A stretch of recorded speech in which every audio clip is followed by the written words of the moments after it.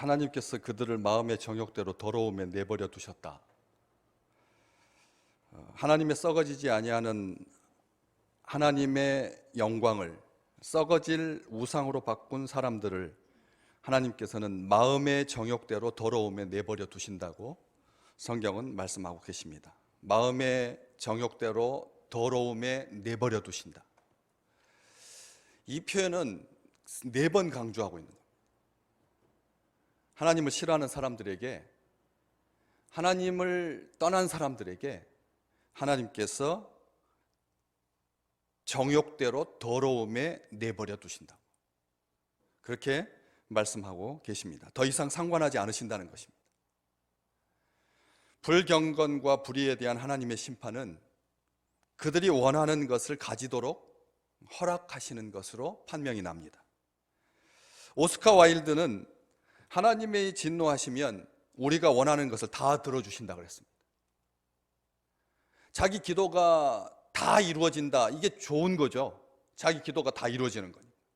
그 기도가 다 이루어지는 사람 우리는 존경합니다. 그리고 기도빨이 있다고 합니다.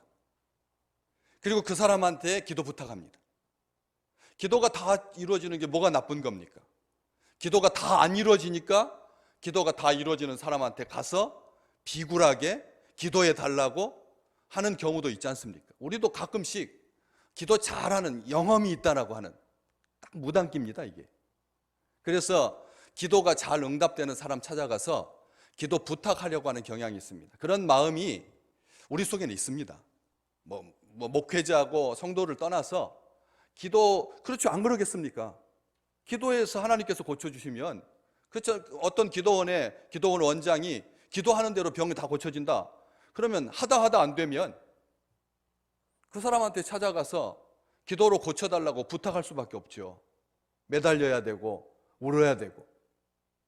그런데 이 기도가 다 이루어지는 것, 이게 축복이 아니라고 분명히 말하고 있습니다. 우리가 신으로 삼는 것들에게 몰두하도록 내버려 두신다는 거죠.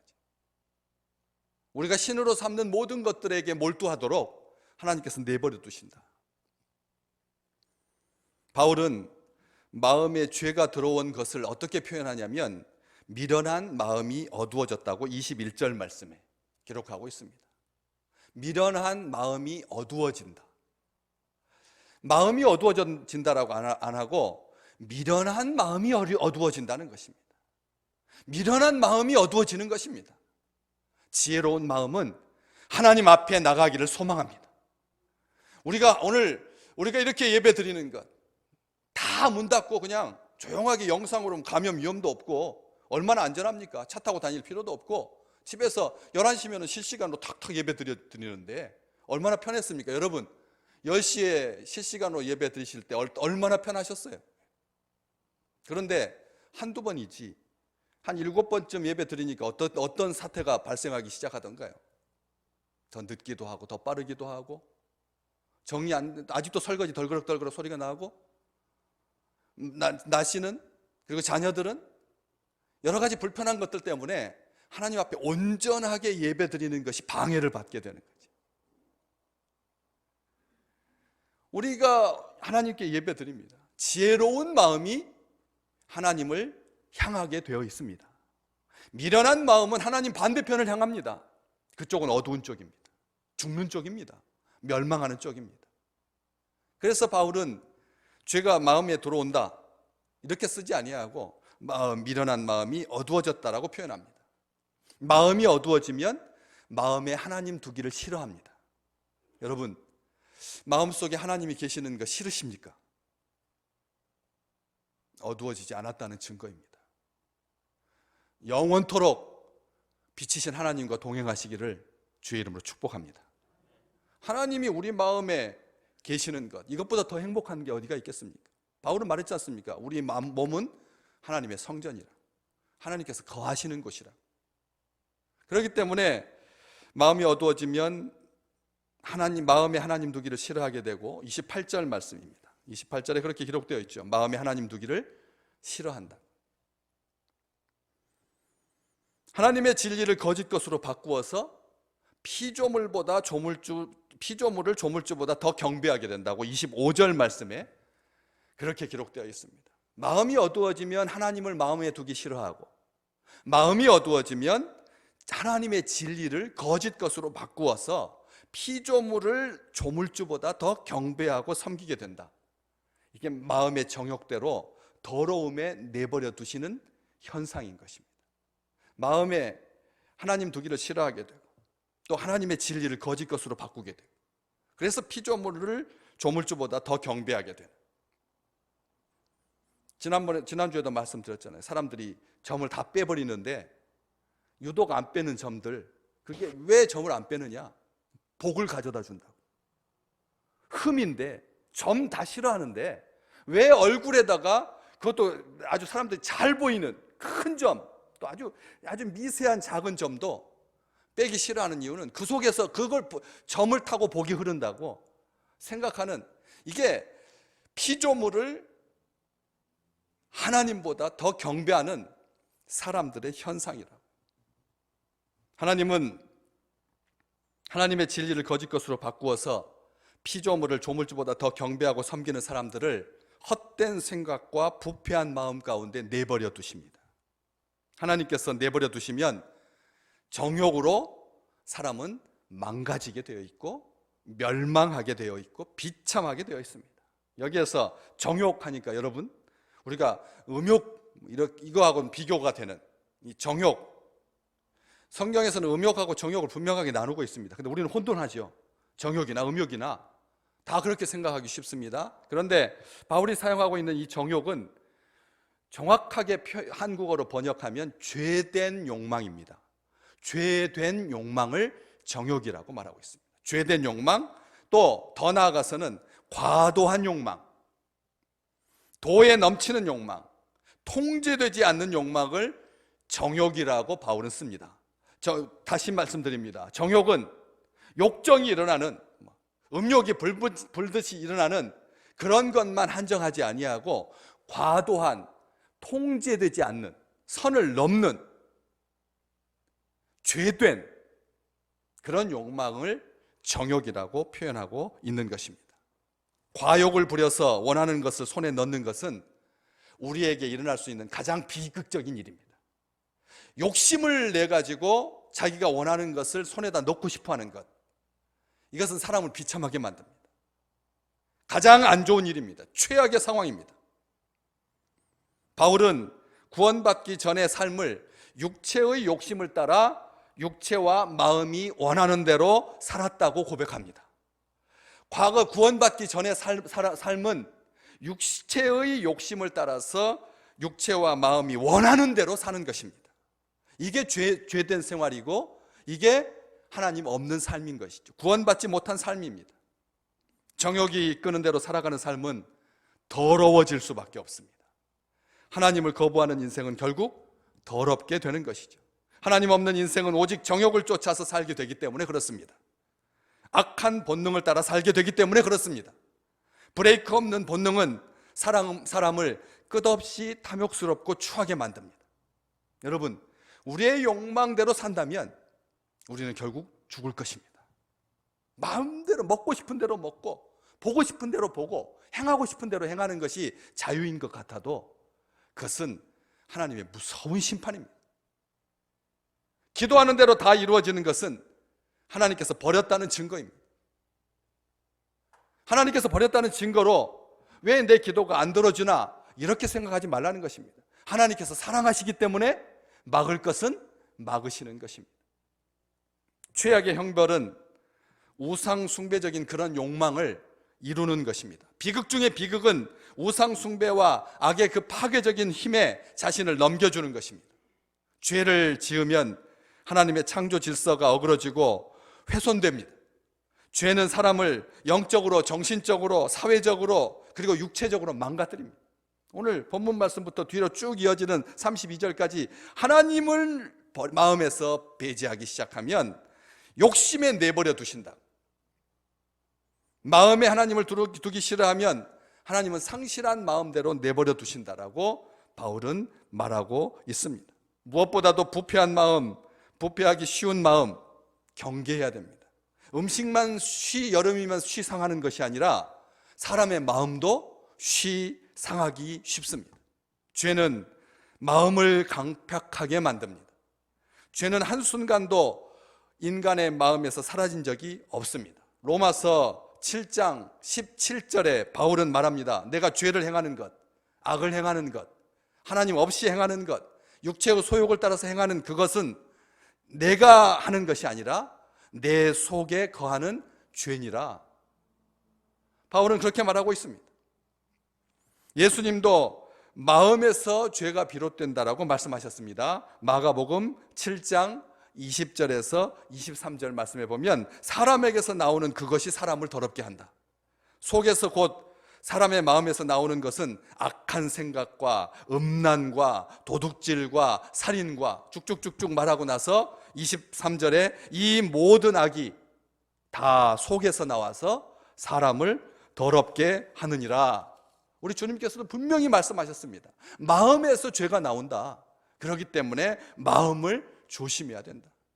그렇기 때문에 마음을 조심하지 않으면 하나님께서 그 마음을 정욕대로 살도록 내버려 두신다는 것입니다. 또 마음의 정욕대로 돌아오면 내버려 두시면 어떤 일이 발생합니까? 그들의 몸을 서로 욕되게 하게 하셨다. 이 표현을 기억하실 필요가 있습니다. 몸을 욕되게 한다는 것입니다. 마음의 정욕대로 더러움에 내버려 두시면 사람들이 어떻게 될까요? 마음의 정욕대로 더러움에 내버려 두시면 사람들은 어떤 생활을 하게 될까요? 그들의 몸을 서로 욕되게 한다고 바울은 로마서를 통해서 분명하게 말하고 있습니다. 몸을 욕되게 하는 것은 상대방을 인격적으로 존중하는 마음이 없어서 그저 탐욕의 대상으로만 다루는 것이 서로의 몸을 욕되게 하는 것입니다. 몸을 욕되게 하는 것은 하나님을 모욕하는 것입니다. 몸은 하나님께서 거하시는 성전이기 때문에 그렇습니다. 몸을 욕되게 한다. 몸을 욕보인다. 몸을 욕되게 한다. 몸을 정욕의 도구로, 쾌락의 도구로 사용하는 것이 몸을 욕되게 하는 것입니다. 몸은 목적격입니다.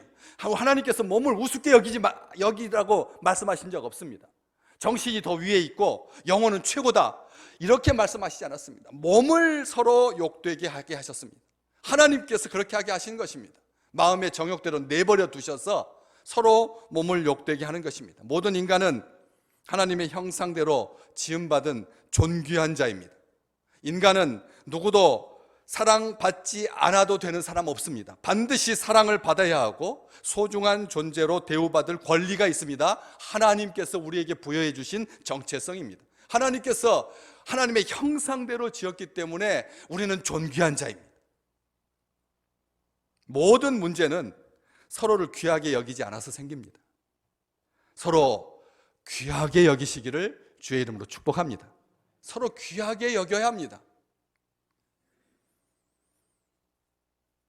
임진왜란 때 명재상으로 두 분이 계십니다.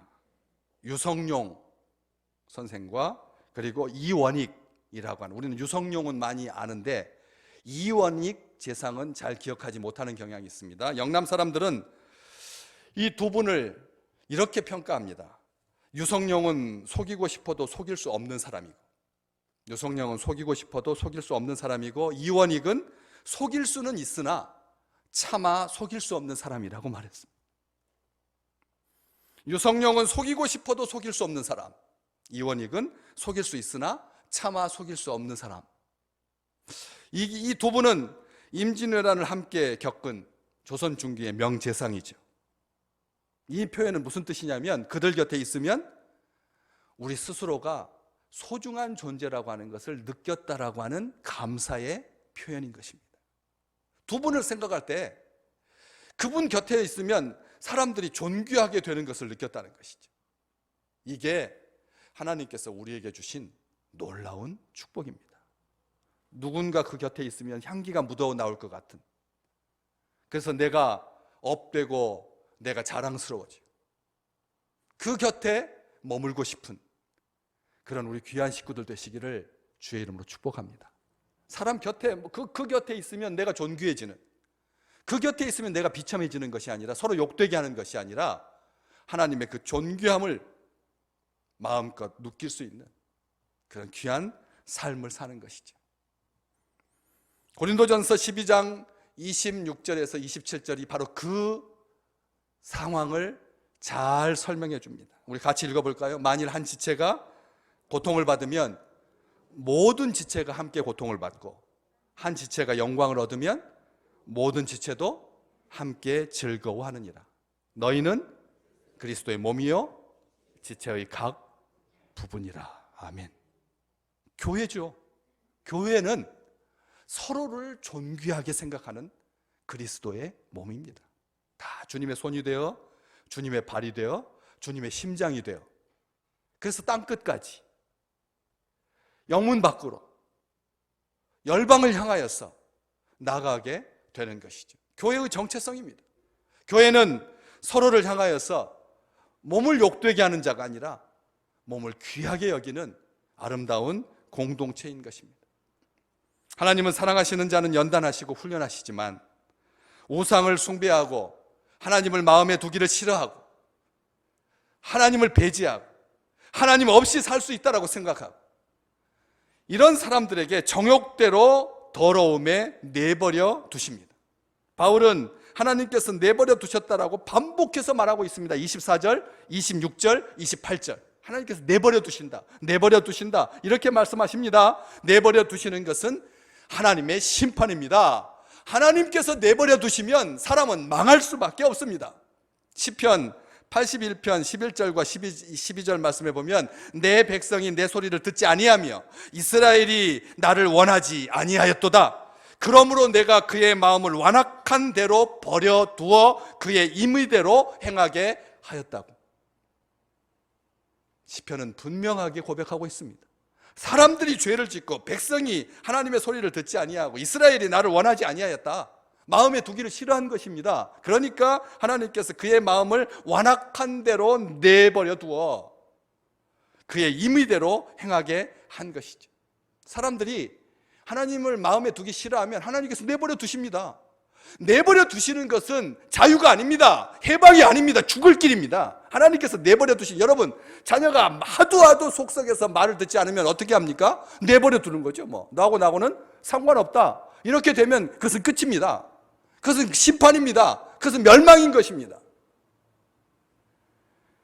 이사야서 29장 9절 말씀 같이 읽어볼까요? 너희는 놀라고 놀라라. 너희는 맹인이 되고 맹인이 되라. 그들의 취함이 포도주로 말미암음이 아니며 그들의 비틀거림이 독주로 말미암음이 아니니라. 이 말은 무슨 뜻입니까? 무슨 말을 해도 듣지 않으니까 하나님께서 말하시는 것은, 그래, 그냥 맹인이 되라. 보지 못해라. 그냥 맹인이 되고 맹인이 되라. 그날이 되면 놀라고 놀랄 텐데 그냥 내버려 두라. 그들 내버려 두면 어떻게 됩니까? 취하게 됩니다. 포도주로 말미암음이 아닙니다. 비틀거리게 됩니다. 독주로 말미암음이 아닙니다. 하나님께서 내버려 두시면 취하게 되고 비틀거리게 된다는 거예요. 이것을 아셔야 합니다. 그렇기 때문에 요한계시록 22장 11절 말씀에 불의를 행하는 자는 그대로 불의를 행하고, 더러운 자는 그대로 더럽고, 의로운 자는 그대로 의를 행하고, 거룩한 자는 그대로 거룩하게 하라. 끝까지 성경은 말씀하십니다. 구약에서부터 신약의 마지막 책까지 하나님을 마음에 두기 싫어하면 하나님께서 내버려 두신다. 지 멋대로 하게 해라. 끝까지 주님께서 그렇게 말씀하십니다. 예수님은 가룟 유다에게 여러 번 경고하셨습니다. 여러 번 경고하셨습니다. 나와 함께 떡을 찍어다가 초에 소스에 발라먹는 그 사람이 나를 팔 것이다. 이것보다 더 분명한 말이 어디가 있습니까? 그렇지 않습니까? 나와 함께 떡반죽 그릇에 손을 넣는 자가 나를 팔 것이다. 주님께서 기회 있을 때마다 가룟 유다 들으라고, 다른 제자들은 모르게 가룟 유다 너야, 네가 들어야 된다. 그래야지 산다 라고 말씀하시면서 끝까지 경고해 주셨습니다. 그런데도 불구하고 소스에다 찍어서 먹었습니다.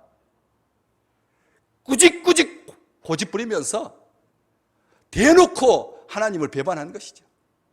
그러니까 주님께서 요한복음 13장 27절, 네가 하는 일을 속히 해라, 네 멋대로 해라, 내버려 두신 것입니다.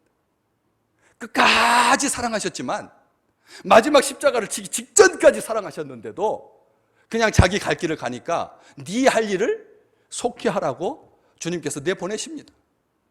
그가 나가니까 밤이 되었더라. 어두워졌더라. 어둠이 그를 삼키고 말았던 것입니다. 내버려 두심은 심판입니다. 자유가 아닙니다. 내버려 두심을 허용이라고 착각하지 마십시오. 하나님은 죄를 원하신다고 말하지 마십시오. 내버려 두신 것은 우리가 죄 짓기를 원하시는 거다, 이런 식으로 비아냥거리지 말라는 겁니다. 오히려 반대로 죄를 얼마나 미워하시는지를 보여주시는 말씀이 내버려 두시는 것입니다. 죄를 싫어하시는 것입니다. 누가복음 15장에 예수님께서 잃어버린 아들 이야기를 해주십니다. 아시잖아요. 아버지는 끝까지 말렸습니다. 나가면 안 된다고, 나와 같이 있자고, 나랑 같이 있자고, 나와 함께 있자고 말씀하셨습니다. 그런데 꾸역꾸역 나가겠다고 합니다. 기어코 나가겠다고 합니다. 아버지가 어떻게 하십니까? 그래, 나가라고 내보내 주십니다.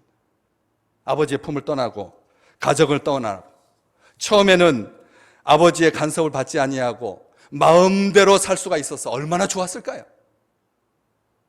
그러나 아버지의 간섭이 사라지니까 그는 어떤 삶을 살게 되었습니까?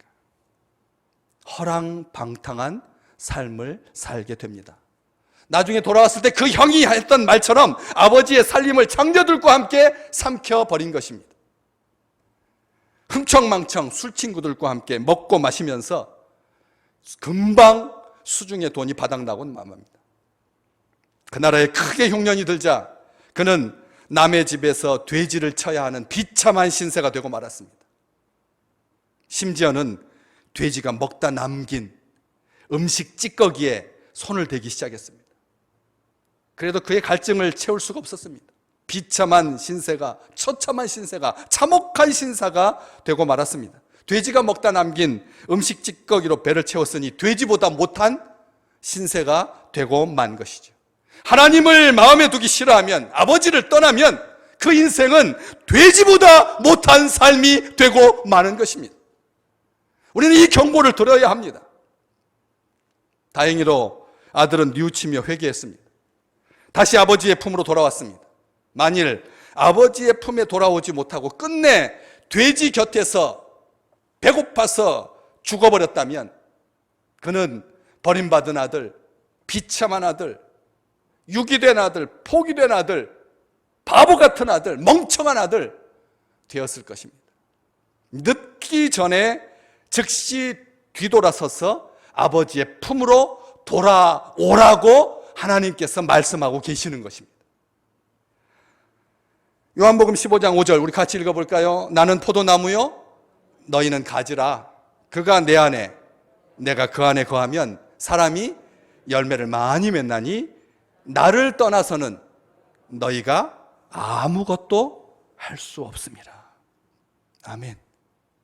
아버지 곁을 즐거워하시기를 주의 이름으로 축복합니다. 주님 떠나서는 우리가 아무것도 할 수 없다라고 말하는 것은 무능을 말하는 게 아닙니다.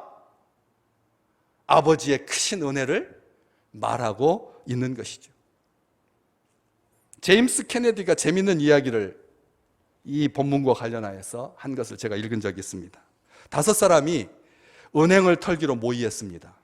이들은 모두 친구들이었습니다. 그 사실을 알고 나는 그들에게 그렇게 하지 말라고 빌었습니다. 그러나 친구들은 나를 밀치고 출발했습니다. 그럼에도 불구하고 나는 포기하지 않고 그 중에서 한 친구의 다리를 걸어 넘어뜨리고 그와 더불어 엉켜서 싸웠습니다. 다른 친구들은 은행을 강탈했습니다. 은행 경비원 한 사람이 죽었고 친구들은 체포된 후에 사형을 선고받았습니다. 가담하지 못한 그 친구는 구형을 면했습니다. 나는 질문합니다. 4명의 친구가 죽은 것은 누구의 잘못 때문입니까? 4명의 친구가 죽은 것은 누구의 잘못입니까? 구형을 면한 친구는 착하게 살았기 때문에 살아남은 것입니까? 그가 자유로운 이유는 내가 그를 제재했기 때문입니다. 내가 그를 막았기 때문입니다. 이렇듯 지옥에 가는 사람은 자기 자신밖에 누구도 책망할 수 없습니다. 또한 천국 가는 사람도 예수 그리스도 밖에는 찬양할 분이 없습니다. 우리의 구원은 전적으로 하나님의 은혜입니다. 이 글이 저는 너무나 좋더라고요. 뒤엉켜서 우리 주님께서 막으셨어요. 주님께서 발목을 잡으시고 우리가 더불어 싸우죠. 야복강가에서 야곱과 싸우듯이 하나님께서 싸워주셨기 때문에 그래서 구형을 면한 것이죠. 하나님께서 제재하신 것입니다. 하나님께서 막으신 것입니다. 하나님은 내버려 두는 것이 끝이 아닙니다. 아직 기회를 주시는 은혜입니다. 정말 끝났으면 말씀하실 필요가 없죠. 이 말씀을 하실 필요가 없다는 것입니다. 내가 내버려 둔다 말할 필요가 없는 것이죠. 돌아오라고 하는 것이죠. 이제라도 말씀을 들으면 산다. 이제라도 하나님께 돌아와서 회개하라. 이제라도 하나님의 은혜를 구하라. 하나님께서 우리를 내버려 두지 않으십니다. 항상 하나님께서 우리를 사랑하십니다. 주 우리 아버지 하나님은 그렇기 때문에 마지막 25절 말씀, 영원히 찬송할 이시로다. 아멘. 우리 하나님을 우리의 삶으로 영원토록 찬송하는 것, 이것은 하나님께서 우리에게 꿈꾸시는 비전이고 하나님께서 우리에게 주시는 축복이며 우리의 존귀함입니다. 내버려 두는 것은 자유가 아닙니다. 심판입니다. 하나님께 돌아오는 이 은혜가 우리뿐만 아니라 우리 주변에 있는 마음에 하나님 두기를 싫어하여서 정욕대로 살지 아니하고 서로 욕되게 하지 아니하고 하나님의 크신 은총 가운데 거하는 우리 민족이 될 수 있도록, 열방이 될 수 있도록 하나님께서 선하게 인도하실 줄로 믿습니다.